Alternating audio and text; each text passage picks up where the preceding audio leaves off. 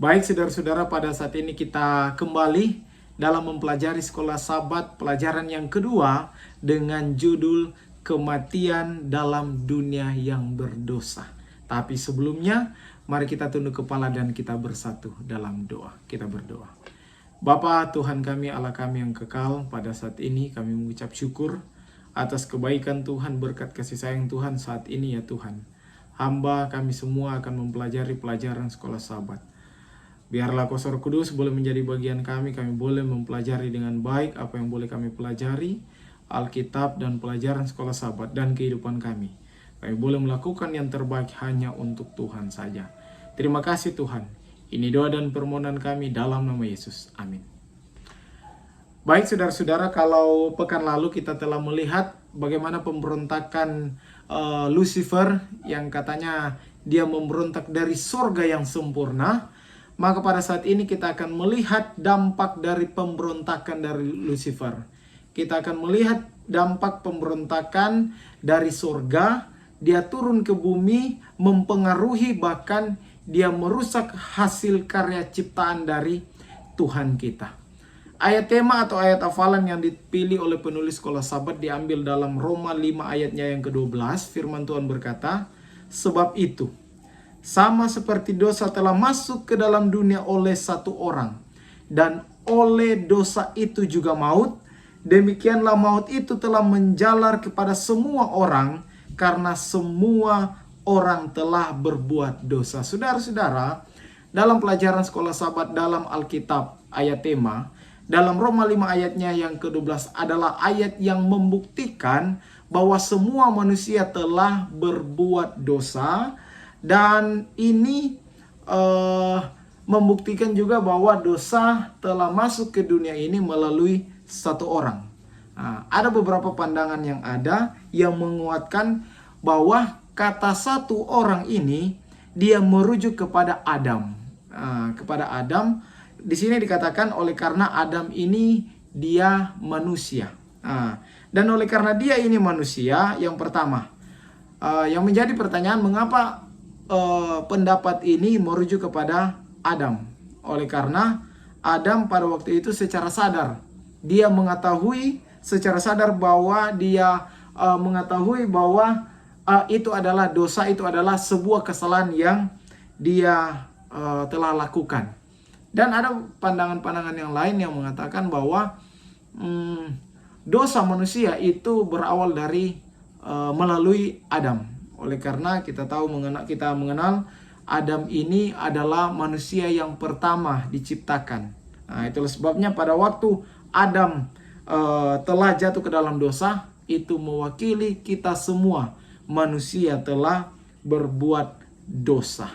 Nah, di sini dikatakan faktanya memang benar bahwa Hawa telah ditipu, tapi berbeda dengan Adam. Adam memilih jatuh ke dalam dosa dengan sepenuhnya. Dia sudah tahu kebenarannya, dia sudah tahu kesalahannya, tetapi oleh karena cintanya, dia tetap memilih untuk berdosa. Itulah sebabnya kenapa pandangan-pandangan ini yang mengatakan, dalam Roma 5 ayatnya yang ke-12, melalui satu orang ini merujuk kepada Adam sendiri, bukan kepada Hawa.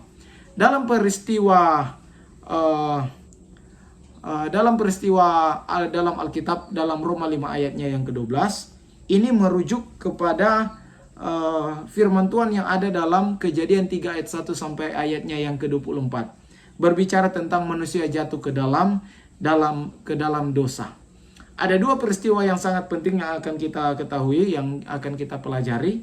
Yang pertama adalah peristiwa bagaimana manusia jatuh ke dalam dosa. Itu kalau kita boleh lihat dalam ayatnya yang pertama sampai ayatnya yang ke-14. Sekali lagi bahwa adalah peristiwa manusia jatuh ke dalam dosa dan ada hukuman bagi manusia. Yang kedua, dalam ayatnya yang ke-15 sampai ayatnya yang ke-24. Ingat, ada dua bagian. Yang pertama dari ayat 1 sampai 14 adalah peristiwa manusia jatuh ke dalam dosa, peristiwa yang sangat membekas. Dan dalam ayatnya yang ke-15 sampai ayatnya yang ke-24 adalah peristiwa nubuatan bahwa akan ada kemenangan pengharapan yang dikumandangkan langsung dari Tuhan, ada pengharapan bahwa suatu saat nanti kuasa kegelapan akan dimusnahkan. Pada pekan lalu kita juga telah membahas kejatuhan dari Lucifer oleh karena dia iri hati. Hati-hati kita kalau iri hati. Secara manusia memang iri itu ada, tapi hati-hati. Pekan ini kita akan melihat pelajaran sekolah Sabat apa yang dia sampaikan dalam pendahuluan. Kristus adalah agen ilahi yang melaluinya Allah membawa alam semesta dan dunia menjadi ada. Itu boleh lihat dalam Yohanes 1 ayat 1 sampai ayatnya yang ketiga, Kolose 1 ayatnya yang ke-16, dan Ibrani 1 ayatnya yang kedua. Tetapi ketika Allah Bapa menganugerahkan kehormatan khusus kepada Kristus dan mengumumkan bahwa mereka bersama-sama akan menciptakan dunia ini, ingat, kita boleh lihat itu di buku The Story of Redemption, Ellen White di halamannya yang ke-14. Lucifer, dia iri hati, cemburu kepada Kristus dan berkomplot melawan Kristus, melawan pemerintah dari pemerintah surga. Dan kita tahu bersama kisah yang kita sudah pelajari di pekan yang lalu bahwa Lucifer pada akhirnya ini diusir dari surga. Oleh karena dia telah diusir dari surga, Lucifer dia tidak putus asa. Dia dengan semangat mau menghancurkan kebahagiaan Adam dan Hawa.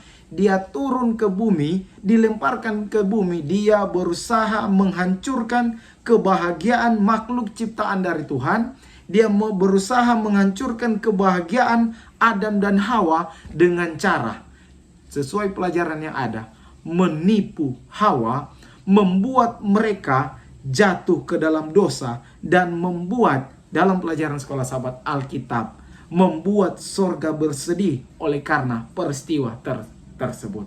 Nah, yang tadinya dalam pelajaran sekolah Sabat apa yang saya dapati sini, yang tadinya sebenarnya para malaikat berpasukan bisa menolong mereka, tetapi oleh karena pilihan mereka, hubungan mereka dengan Sang Pencipta sudah jauh, mereka berpisah satu dengan yang lainnya, mereka kurang percaya dengan apa yang Tuhan sampaikan. Pada akhirnya mereka jatuh ke dalam dosa.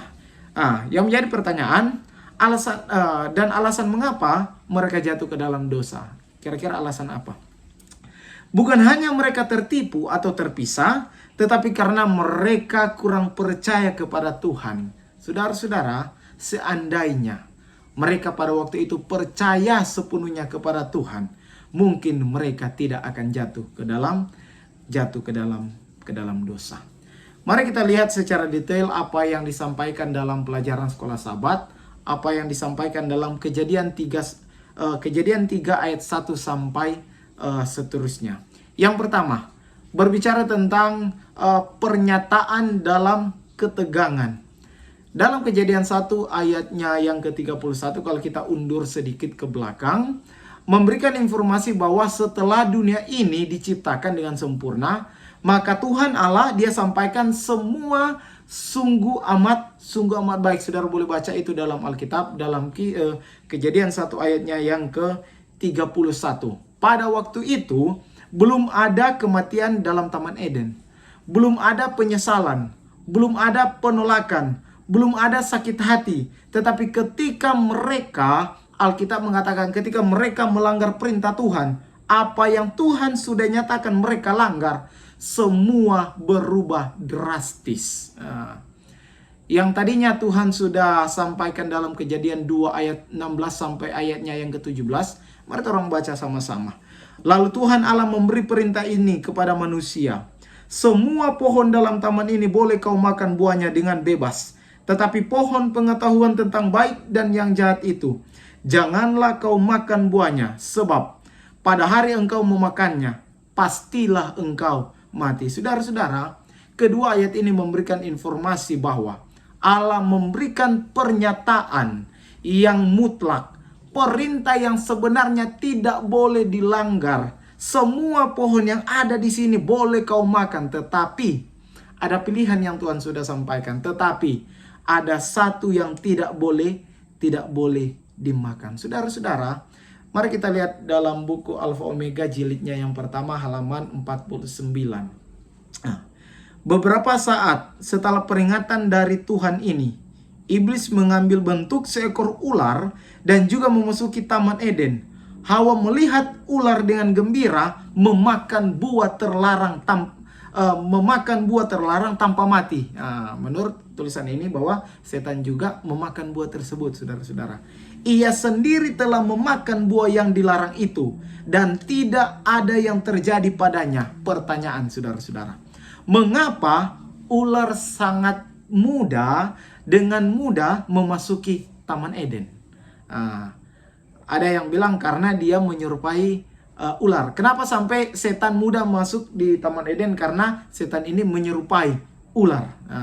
Dan pertanyaan, mengapa setan mudah menyerupai ular?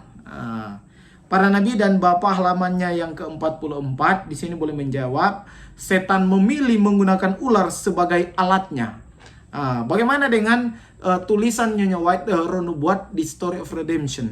Di sini dikatakan setan memasuki atau merasuki ular dan mengambil posisinya di pohon pengetahuan dan memakan buah dengan santai. Saudara-saudara, kalau kita melihat tulisan yang ada, agak berbeda sedikit, tapi kalau kita mengambil posisi yang baik, posisi yang aman, karena kalau di kutipan yang satu dikatakan bahwa menyerupai, kalau di satu dikatakan bahwa mengambil posisi atau memasuki.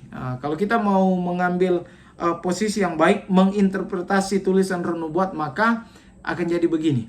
Setan menggunakan ular dan dia juga mengambil posisi dengan bentuk ular untuk masuk dalam Taman Eden. Berikutnya, alasan mengapa setan menggunakan atau menyerupai ular. Kita boleh lihat di Renubuat, Review and Herald, sejarah para nabi, setan diciptakan cerdik. Review and Herald, sejarah para nabi, tulisan-tulisan Renubuat, dikatakan bahwa setan diciptakan sebagai makhluk ciptaan yang cerdik, indah dan mulia, dihormati, paling bagus pada waktu itu. Nah, bagaimana dengan ular? Ular saat itu dia adalah hewan yang sangat cantik, hewan yang sangat cerdik.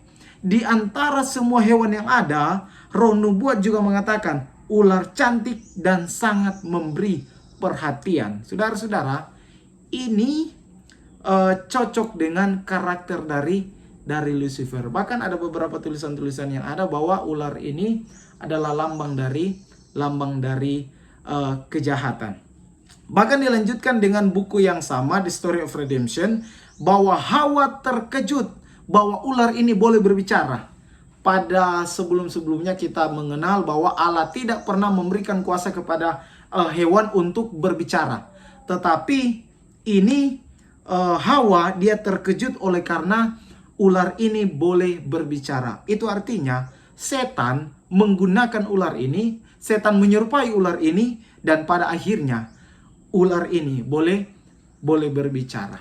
Nah, jadi menjawab alasan kenapa setan lebih memilih ular untuk menggoda Hawa oleh karena pada waktu itu, sesuai dengan tulisan-tulisan yang ada, ular adalah hewan yang sangat cantik.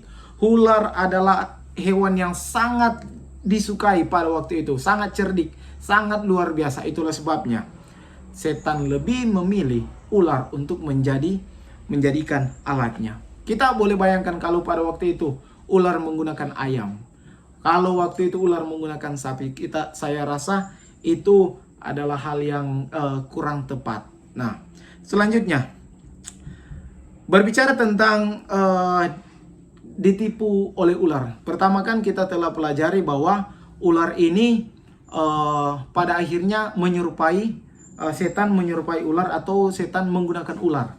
Nah, berikutnya adalah ketika setan masuk di Taman Eden, pada akhirnya Hawa ditipu oleh setan atau Hawa ditipu oleh ular.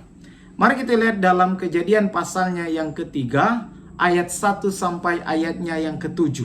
Ada beberapa pelajaran yang akan kita pelajari di ayat 1 sampai ayatnya yang ke-24. Yang pertama ayat 1 sampai ayatnya yang ke-7.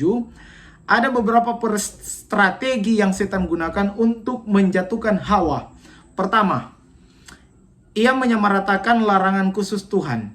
Dia bertanya kepadanya, tentulah Allah berfirman, semua pohon dalam taman ini jangan kamu makan buahnya, bukan? Hawa membantah bahwa larangan itu berlaku hanya untuk pohon tertentu itu, karena jika mereka pernah memakannya atau menyentuhnya, pastilah mereka mati. Yang kedua, iblis menentang pernyataan Tuhan. Dia menegaskan dengan pasti, sekali-kali kamu tidak akan mati. Saudara, pertanyaan. Apakah pada waktu mereka dalam bahaya, ini pertanyaan yang masuk. Apakah pada waktu mereka dalam bahaya, para malaikat tidak mengamarkan mereka? Atau apakah sebelum-sebelumnya malaikat tidak pernah menegur mereka atau memberikan nasihat? Mari kita lihat di tulisan-tulisan permulaan, di tulisan Nyonya White. Alfa Omega jilidnya yang pertama di sini mengatakan bahwa para malaikat selalu mengamarkan kepada mereka tentang kejatuhan setan karena tidak menuruti perintah Tuhan. Malaikat sudah beberapa kali menceritakan bagaimana pemberontakan Tuhan oleh karena tidak menuruti perintah Tuhan. Pada akhirnya jatuh ke dalam dosa, pada akhirnya memberontak. Dan juga setan juga, malaikat juga mereka menceritakan kepada Adam dan Hawa. Mereka selalu mencoba menyampaikan kepada mereka berdua untuk jangan berpisah.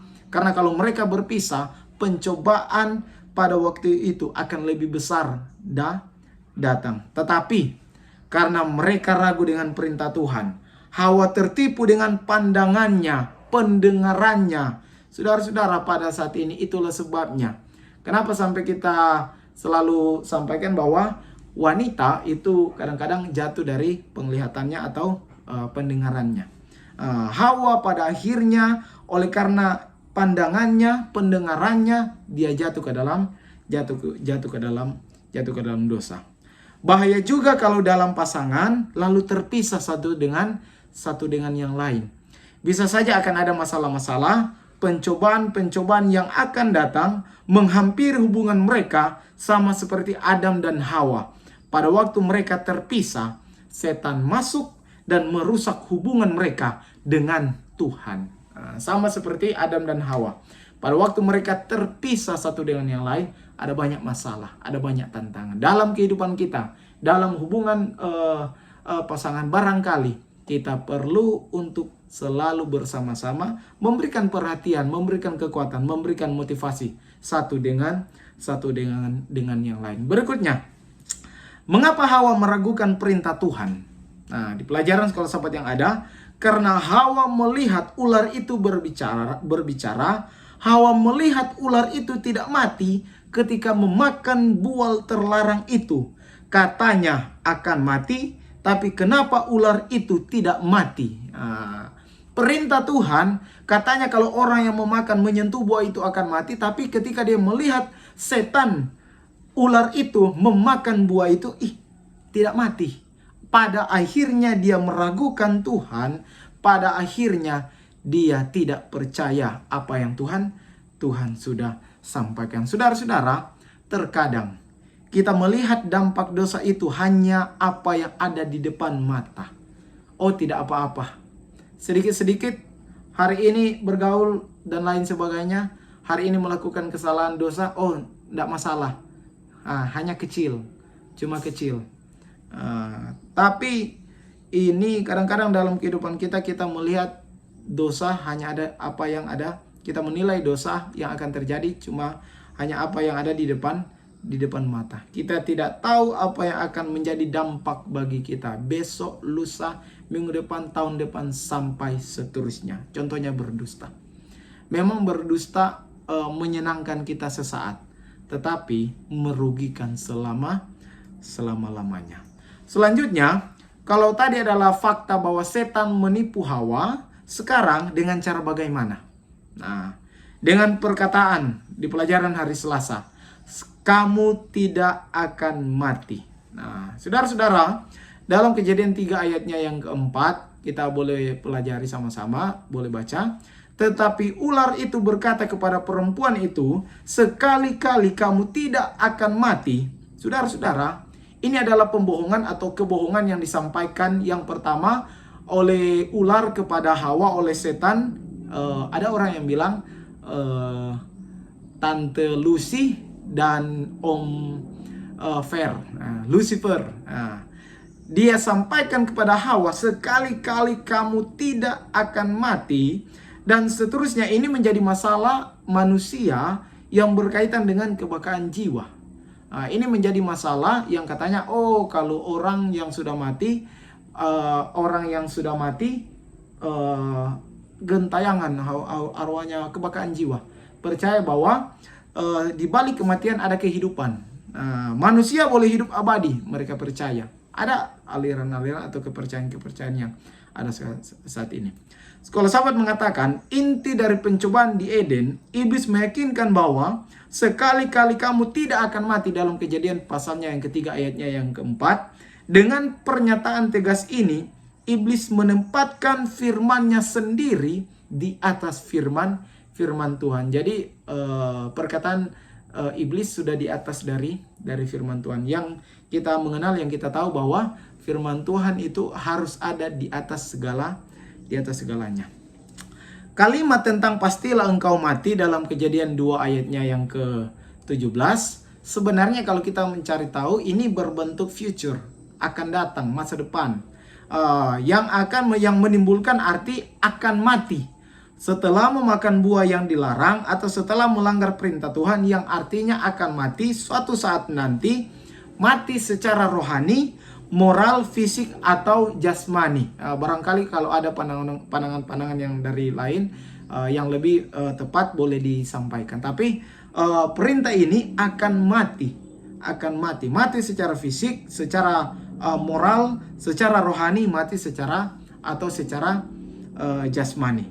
Dan bukti yang ada bahwa moral manusia semakin rusak, kerohanian manusia sekarang sudah semakin pudar, fisik manusia pada akhirnya akan mati, habis kembali seperti debu, seperti apa yang firman Tuhan sampaikan.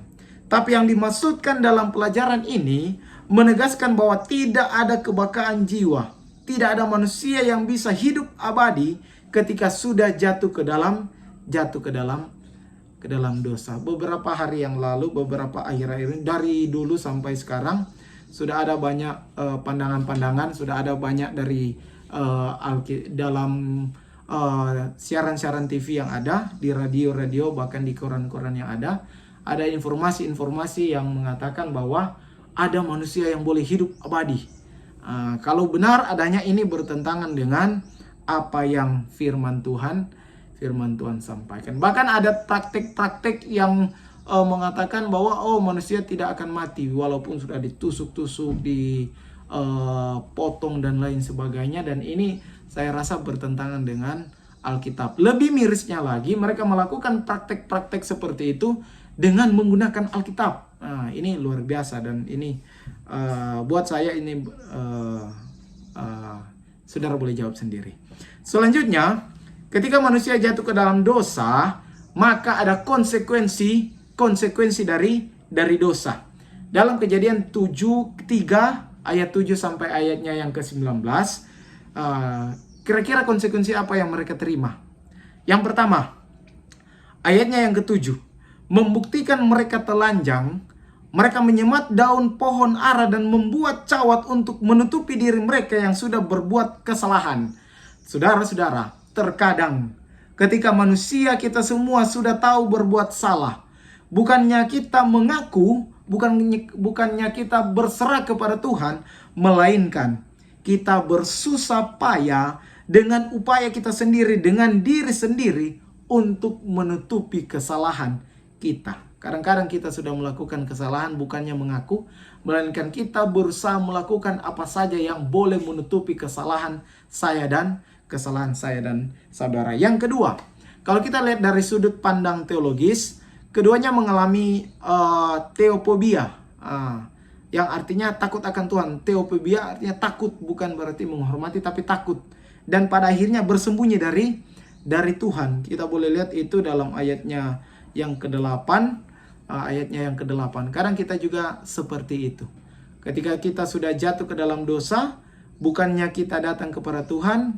Ketika kita sudah merasa bahwa diri kita sudah banyak kesalahan, bukannya kita datang ke Tuhan, berdoa, masuk gereja, berdekat untuk datang ke tempat-tempat ibadah, tetapi kita lebih memilih untuk menjauhi Tuhan atau menjauhi tempat-tempat ibadah. Ketiga, secara psikologis, mereka malu pada diri sendiri dan saling menuduh. Kita boleh lihat dalam ayatnya yang ke-9 sampai ayatnya yang ke-13. Ini fakta. Orang yang biasa yang sudah melakukan kesalahan dosa biasanya malu. Ya, aduh malu, sudah berdosa. Ditegur jadi malu. Apalagi yang miris lagi, ketika sudah melakukan kesalahan bukannya mengaku, dia lebih memilih untuk menuduh. Bukan saya, oh dia. Bukan saya, dia. Dia yang suruh saya sampai saya lakukan hal-hal seperti itu. Jadi ini adalah dampak ketika manusia sudah jatuh ke dalam dosa. Yang ketiga, poin ini yang ketiga secara psikologis adalah malu.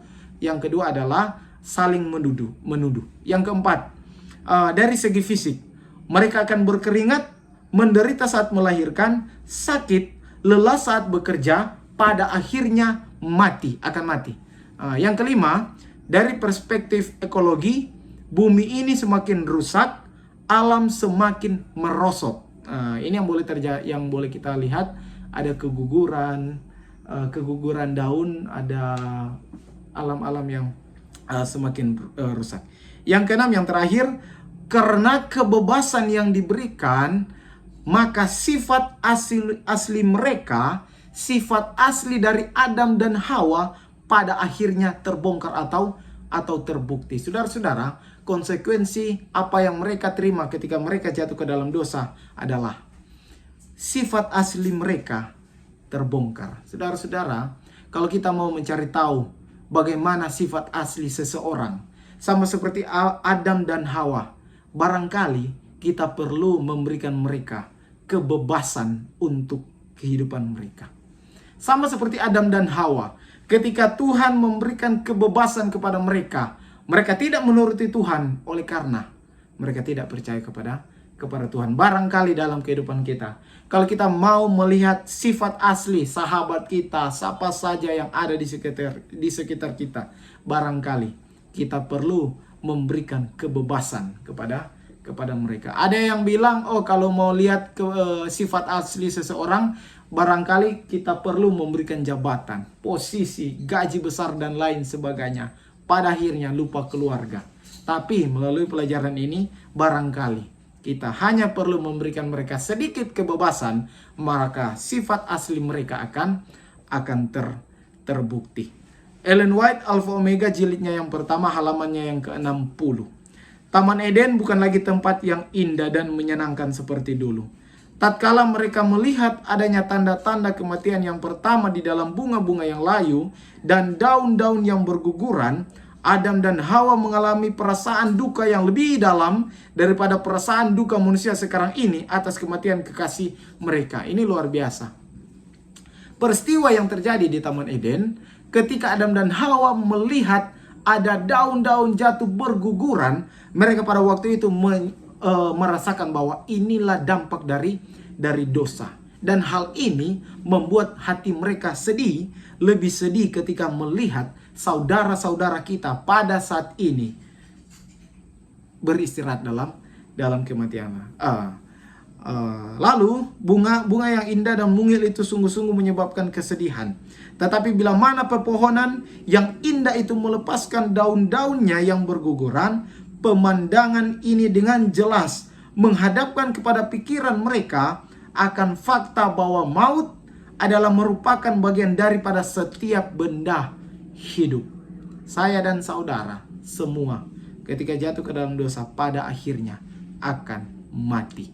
Terakhir di pelajaran hari Kamis, setelah kita mempelajari peristiwa-peristiwa manusia jatuh ke dalam dosa, apa penyebab, apa konsekuensinya, di pelajaran hari Kamis kita sudah dengar yang di pertama bahwa dalam Kejadian 3 ada dua peristiwa yang besar dan bersejarah yang terjadi dalam Kejadian 3. Yang pertama bahwa Kejadian 3 menggambarkan tragedi yang sangat mengerikan yang mengambil alih dunia setelah kejatuhan, segalanya berubah. Adam dan Hawa dapat melihat perbedaan dunia yang dahulu dan yang telah terjadi. Jadi di bagian yang pertama adalah apa yang saya sudah sampaikan tadi, adalah peristiwa manusia jatuh ke dalam dosa. Tumbuh-tumbuhan mati, hewan-hewan sudah tidak terkontrol, kejahatan di mana-mana. Tapi yang kedua, di tengah-tengah peristiwa yang terjadi, frustasi yang menimpa kehidupan Adam dan Hawa, Tuhan memberikan mereka pengharapan yang pasti kepada Adam dan Hawa, yang tercatat kalau kita boleh lihat dalam Kejadian 3 ayat 14 dan ayatnya yang ke-15. Mari kita baca. Lalu berfirmanlah Tuhan Allah kepada ular itu, karena engkau berbuat demikian, terkutuklah engkau di segala ternak dan di antara segala binatang hutan. Dengan perutmu lah engkau akan menjalar, dan debu tanah akan kau makan seumur hidupmu. Aku akan mengadakan permusuhan antara engkau dan perempuan ini, antara keturunanmu dan keturunannya. Keturunannya akan meremukkan kepalamu, dan engkau akan meremukkan tumitnya. Saudara-saudara, keturunannya adalah keturunan dari perempuan ini akan meremukkan kepalamu, artinya meremukkan kepala dari ular ini, dan ular akan meremukkan tumitnya, tumit dari keturunan dari perempuan. Saudara-saudara, dari ayatnya yang keempat memberikan informasi permusuhan.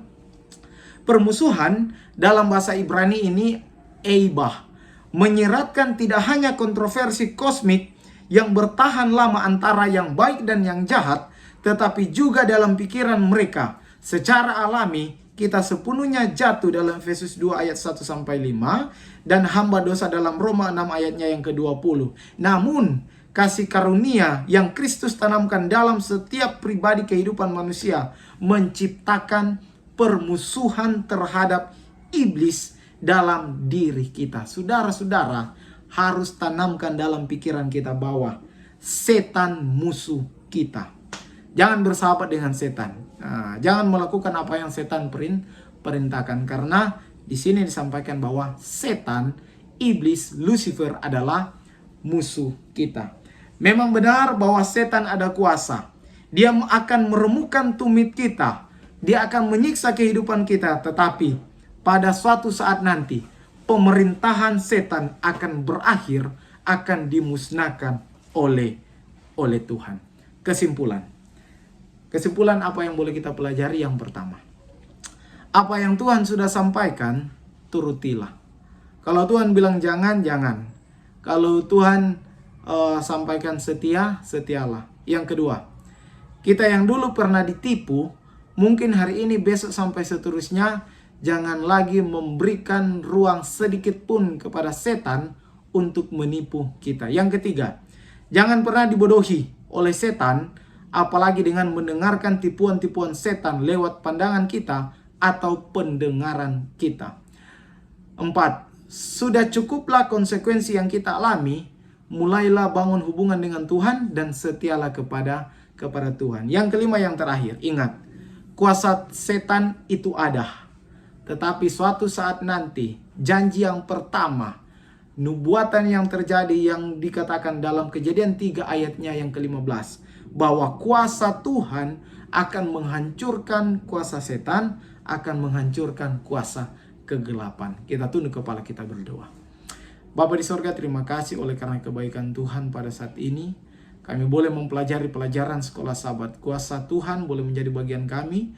Kami boleh dimampukan untuk memahami setiap kebenaran firman Tuhan. Dan kiranya ini boleh menjadi berkat dalam kehidupan kami. Dan kalau ada firman Tuhan, apa saja yang kurang dalam pelajaran ini, kiranya Tuhan memberikan kuasa, hikmat, Roh Kudus dari surga untuk melengkapi apa yang kurang, apa yang keliru.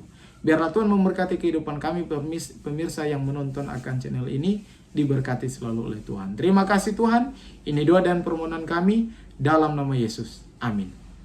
Saudara-saudara, jika rangkuman video pelajaran sekolah Sabat ini memberkati saudara-saudara, jika berkenan, saudara boleh like, comment, subscribe, boleh saudara bagikan kepada orang lain, supaya boleh menjadi berkat. Terima kasih, Tuhan Yesus memberkati kita semua. Tuhan Yesus sayang patorang, tumingkas.